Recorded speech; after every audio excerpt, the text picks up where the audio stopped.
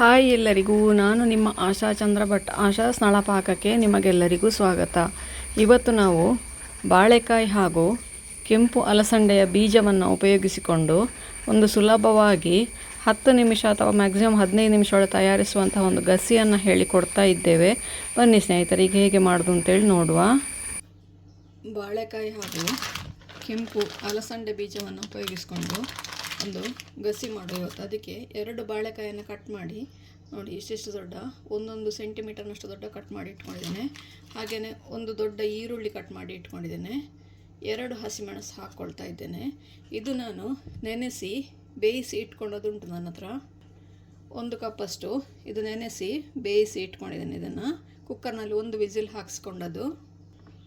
ಬಾಳೆಕಾಯನ್ನು cut ಮಾಡಿ ನೀರಲ್ಲೇ ಹಾಕ್ಕೊಳ್ಬೇಕು, ಇಲ್ಲಾಂತಾದರೆ ಅದು ಕಪ್ಪಾಗ್ತದೆ.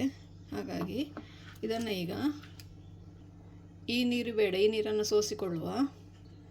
1 ಲೀಟರ್ನಷ್ಟು ಫ್ರೆಶ್ ನೀರು ತಗೊಂಡು ಅದಕ್ಕೆ ಕಟ್ ಮಾಡಿಟ್ಟಂತಹ ಬಾಳೆಕಾಯಿ, ನೀವು ಅಲಸಂಡೆ ಬೀಜವನ್ನು ಬೇಯಿಸಲಿಲ್ಲ ಅಂತಾದರೆ ಇವಾಗ ಅದರ ಜೊತೆಗೇ ಹಾಕ್ಕೊಳ್ಬೋದು.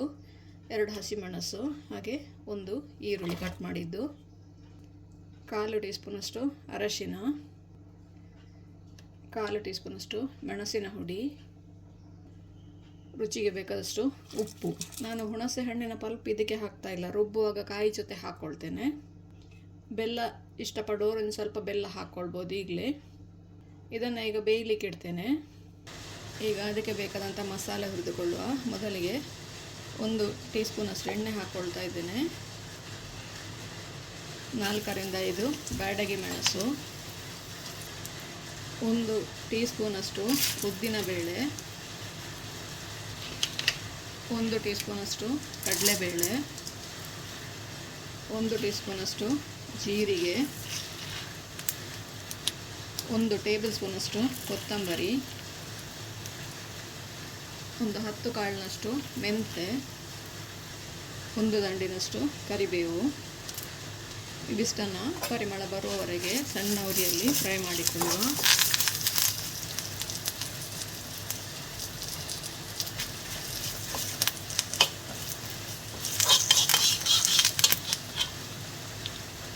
ಒಂದು ಕಡಲೆ ಗಾತ್ರದ ಮುದ್ದೆ ಇಂಗು ಹಾಕ್ಕೊಳ್ತಾ ಇದ್ದೇನೆ. ಮುದ್ದೆ ಇಂಗು ಇಲ್ಲ ಅಂತ ಹೇಳೋರು ಹುಡಿ ಇಂಗು ಸಹ ಸೇರಿಸ್ಕೊಳ್ಬೋದು.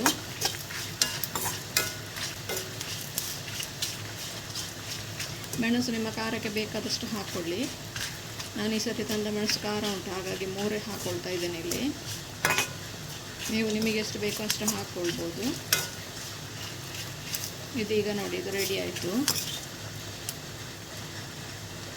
ಇದೀಗ ತಣ್ಣಗಾಗಲಿ. ತಣ್ಣಗಾದ ನಂತರ ತೆಂಗಿನಕಾಯಿ ಜೊತೆಗೆ ಹಾಕ್ಕೊಂಡು ಇದನ್ನು ನುಣ್ಣಗೆ ರುಬ್ಬಿಕೊಳ್ಬೇಕು. ನಾವು ಮಿಕ್ಸಿ ಜಾರಿಗೆ ತೆಂಗಿನಕಾಯಿಯ ತುರಿ, 1 ಸಣ್ಣ ತೆಂಗಿನಕಾಯಿ ತಗೊಂಡಿದ್ದೇನೆ ನಾನಿಲ್ಲಿ.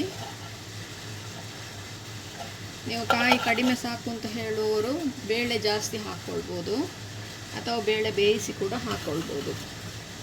1 ಬೀಜದಷ್ಟು ಹುಣಸೆ ಹಣ್ಣು ಹಾಕ್ಕೊಳ್ತಾ ಇದ್ದೇನೆ. ಅದರ ಜೊತೆಗೆ ಹುರಿದಂತಹ ಮಸಾಲೆ,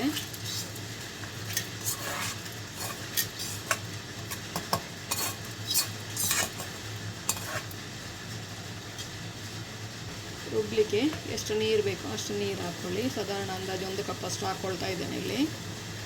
ಇದನ್ನು ಈಗ ನುಣ್ಣಗೆ ರುಬ್ಬಿಕೊಳ್ತೇನೆ. ಇದು ನೋಡಿ, ಎಷ್ಟು ನುಣ್ಣಗಾದರೆ ಸಾಕಿದು. ಬಾಳೆಕಾಯಿ ಬೇಯಲಿಕ್ಕೆ ಹೆಚ್ಚು ಹೊತ್ತು ಬೇಕಾಗೋದಿಲ್ಲ, 1 ರಿಂದ 2-3 ನಿಮಿಷದೊಳಗೆ ಬೇಯ್ತದೆ ಅದು. ಅದಕ್ಕೆ ಈಗ ನಾನು ಬೇಯಿಸಿಟ್ಟಂತಹ ಅಲಸಂಡೆ ಬೀಜವನ್ನು ಸೇರಿಸ್ಕೊಳ್ತಾ ಇದ್ದೇನೆ. ಅಲಸಂಡೆ ಬೀಜ ಅದು ಪಕ್ಕ ಅದರ ಬಾಳೆಕಾಯಿ ಅಷ್ಟು ಬೇಗ ಬೇಯೋದಿಲ್ಲ, ಅದಕ್ಕಾಗಿ ನಾನು ಬೇರೆನೇ ಅದನ್ನು ಕುಕ್ಕರಲ್ಲಿ ಹಾಕಿ 1 ವಿಜಿಲ್ ಹಾಕಿಸ್ಕೊಂಡೆ. ಇದು ನೋಡಿ, ಇದು ರೆಡಿ ಆಯ್ತು. ಈಗ ಇದಕ್ಕೆ ನಾವು ರುಬ್ಬಿದಂತಹ ಮಸಾಲೆಯನ್ನು ಸೇರಿಸ್ಕೊಳ್ಳುವ. ಹೊರಗಡೆ ಭಾರಿ ಜೋರು ಮಳೆ ಬರ್ತಾ ಇದೆ, ಅದರ ವಾಯ್ಸ್ ಕೇಳ್ತಾ ಇದೆ ಜೊತೆಯಲ್ಲಿ. 1 ಅರ್ಧ ಕಪ್ಪಷ್ಟು ನೀರು ಹಾಕ್ತಾ ಇದ್ದೇನೆ. ಮಿಕ್ಸಿಯನ್ನು ತೊಳೆದುಕೊಂಡು ಇದನ್ನೊಮ್ಮೆ ಚೆನ್ನಾಗಿ ಮಿಕ್ಸ್ ಮಾಡಿಕೊಳ್ಳುವ. ತೆಳ್ಳಗೆ ಬೇಕು ಅಂತ ಹೇಳೋರು ಸಾಂಬಾರನ್ನಷ್ಟು ತೆಳ್ಳಗೆ ಮಾಡಿಕೊಳ್ಬೋದು. ಗಸಿ ಥರ ಉಪಯೋಗಿಸುವವರು ಒಂದು ಸ್ವಲ್ಪ ಗಟ್ಟಿಯಾಗಿ ಇಟ್ಕೊಳ್ಬೋದು. ನೋಡಿ, ಇದೀಗ 1 ಕುದಿ ಚೆನ್ನಾಗಿ ಕುದಿದರೆ ನಮ್ಮ ಬಾಳೆಕಾಯಿ ಹಾಗೂ ಅಲಸಂಡೆ ಬೀಜದ ಗಸಿ ರೆಡಿ ಆಗ್ತದೆ.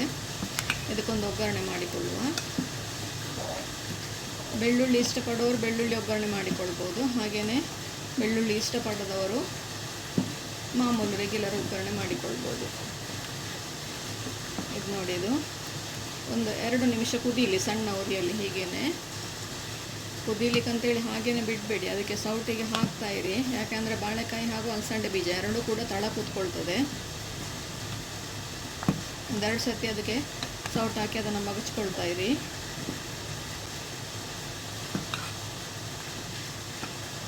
ಅದಕ್ಕೊಂದು ಒಗ್ಗರಣೆ ಮಾಡಿಕೊಳ್ಳಿಕ್ಕೆ ಮೊದಲಿಗೆ ಒಗ್ಗರಣೆ ಸೌಟ್ ಇಟ್ಕೊಂಡು 1 ಟೇಬಲ್ ಸ್ಪೂನ್ ಅಷ್ಟು ಎಣ್ಣೆ ಹಾಕ್ಕೊಳ್ಳುವ. ಸಾಸಿವೆ, ಮೆಣಸು, ಕರಿಬೇವು ಹಾಗೂ ಪರಿಮಳಕ್ಕೆ ನಾನೊಂದು ಸ್ವಲ್ಪ ಆಗ ಇಂಗು ಹಾಕ್ಕೊಂಡಿದ್ದೇನೆ. ಈಗ ಪುನಃ ಇನ್ನೊಂದು ಸ್ವಲ್ಪ ಇಂಗು ಹಾಕ್ಕೊಳ್ತೇನೆ, ಹುಡಿ ಇಂಗು. ಇದು ನೋಡಿ, ಒಗ್ಗರಣೆ ರೆಡಿ ಆಯಿತು. ನಮ್ಮ ಗಸಿ ಕೂಡ ಕುದಿದು ರೆಡಿ ಆಯಿತು. ರುಚಿಯಾದ ಹಾಗೂ ಸುಲಭವಾಗಿ 10 ರಿಂದ 15 ನಿಮಿಷದಲ್ಲೇ ಮಾಡುವಂತಹ ಬಾಳೆಕಾಯಿ ಹಾಗೂ ಅಲಸಂಡೆ ಗಸಿ ರೆಡಿ ಆಯಿತು. ನೀವು ಕೂಡ ಒಮ್ಮೆ ಖಂಡಿತವಾಗಿ ಟ್ರೈ ಮಾಡಿ ನೋಡಿ, ಹೇಗಾಗ್ತದೆ ಅಂತೇಳಿ ನಮಗೆ ಕಮೆಂಟ್ ಮೂಲಕ ತಿಳಿಸಿ. ಲೈಕ್ ಕೊಟ್ಟು ಶೇರ್ ಮಾಡಿ. ನೀವಿನ್ನೂ ನಮ್ಮ ಚಾನಲನ್ನು ಸಬ್ಸ್ಕ್ರೈಬ್ ಮಾಡಿಕೊಳ್ಳಿಲ್ಲ ಅಂತ ಅಂದರೆ ಸಬ್ಸ್ಕ್ರೈಬ್ ಮಾಡಿಕೊಂಡು ಪಕ್ಕದಲ್ಲೇ ಇರುವ ಬೆಲ್ ಐಕಾನನ್ನು ಒತ್ತಿ ನಮ್ಮನ್ನು ಸಪೋರ್ಟ್ ಮಾಡಿ. ಮುಂದಿನ ವಿಡಿಯೋದಲ್ಲಿ ಇನ್ನೊಂದು ಹೊಸ ಅಡುಗೆಯೊಂದಿಗೆ, ಹೊಸ ರೆಸಿಪಿಯೊಂದಿಗೆ ಪುನಃ ನಿಮ್ಮನ್ನು ಭೇಟಿಯಾಗ್ತೇನೆ. ಧನ್ಯವಾದಗಳು.